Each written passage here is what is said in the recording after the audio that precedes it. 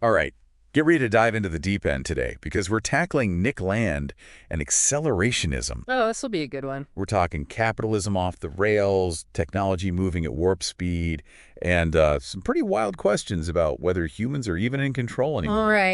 Right. You sent over some seriously dense stuff for this deep dive, so I'm ready to unpack it all. It's definitely a thought-provoking theory. It challenges, kind of throws some punches at how we usually think about economics, technology, the whole future of society thing. Let's see if we can make some sense of it, though. Yeah, Land starts out with what seemed like classic Marxist critiques, right? Yeah. He's saying capitalism's like this force of nature, just plowing through everything, traditions, cultures, doesn't matter. It's like capitalism becomes this entity, this thing that's just unstoppable. Yeah, and he takes it a step further than Marx, actually. Okay. He argues that, like, traditional societies had these structures, these ways to kind of keep this raw proto-capitalist energy, keep it in check. Interesting. Yeah, he compares it to having graphite rods in a nuclear reactor. Oh, okay. They absorb the excess energy, right? Keep things from going critical.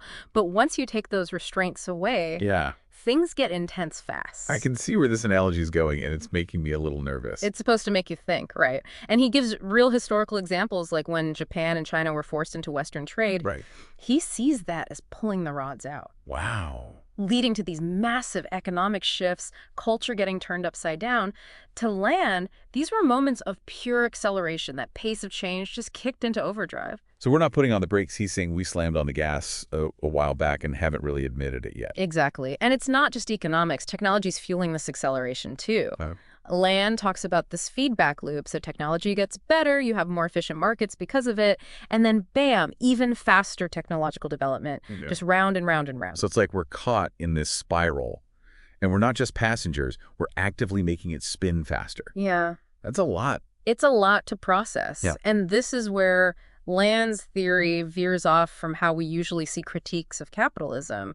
He's saying this acceleration, it's not just happening to us, it's like it's becoming its own thing. Okay. Autonomous, on autopilot. Wow. We're talking about a system evolving so fast that humans were almost irrelevant to where it goes next. Like cogs in a machine that's building itself, just consuming, because that's what it does. Okay, now this is where it gets really interesting and a little freaky to me. What does he mean? Humans become irrelevant.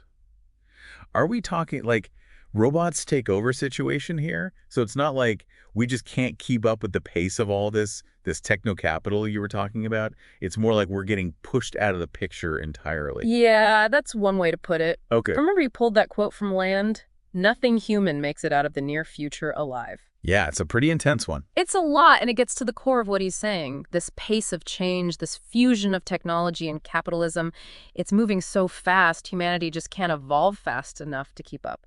We're being left in the dust. So maybe not extinct, but Yeah. obsolete, like we're about to be the floppy disks of the future. Exactly, yeah.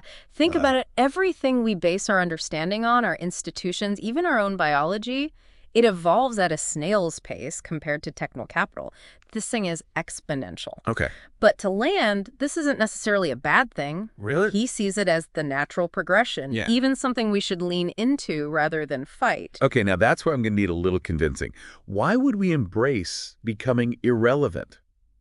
Doesn't exactly sound like a plus for humankind. Because Land isn't sentimental about humanity's role in all of this. He's not looking back, trying to preserve the past, get back to some ideal. Yeah. He's looking at what this acceleration leads to, what it could unleash. So no fighting the machines, got it. Yeah. But if we're not trying to grab the wheel back, what's the other option? What does embracing acceleration even mean, practically speaking? That's the million-dollar question.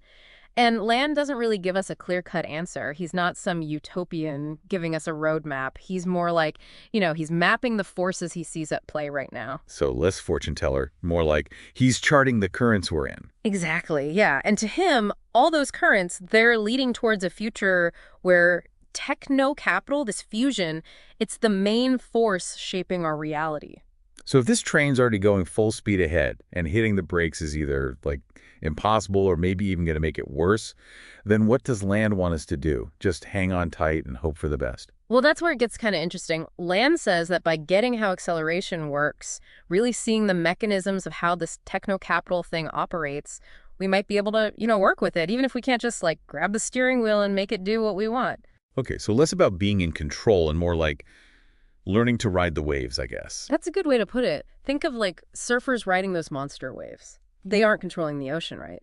But they've learned the rhythms, how to anticipate the movements, how to be in the right spot at the right time, not just to survive, but to actually thrive in this, like, crazy, powerful system. So we need to become expert surfers, but on this, like, techno-capital tsunami. Yeah. That's a pretty intense skill set. How do we even begin to read the rhythms of something this complex, this huge thing Land's describing? Well, it starts with just being aware, by understanding how technology and capitalism are feeding off each other, how they speed things up and break down the old ways of doing things. We gain a new kind of understanding. We can start to see the patterns, know what might happen next, and make choices that take that into account. So less about seeing into the future, more about being ready for whatever that future throws our way. Exactly. This accelerationism of Land's is not some map to a specific destination. It's a challenge, right? To face the music that these techno-capital forces are already reshaping the world faster than ever before.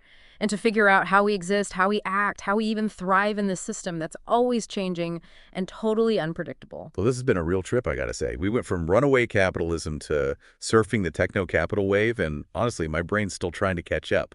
If you had to pick one thing you hope our listener is thinking about after diving into this with us, what would it be?